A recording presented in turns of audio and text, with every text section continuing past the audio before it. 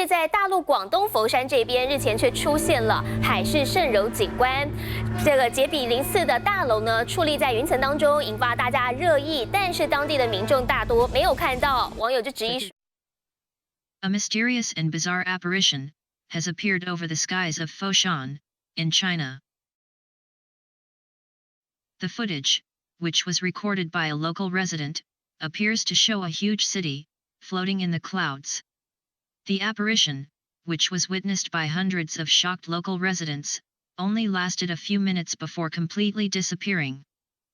Local news and meteorological experts, who reported on the event, claim the phenomena was a fata morgana or mirage, very similar to the one that occurred above a river, in East China, in 2011.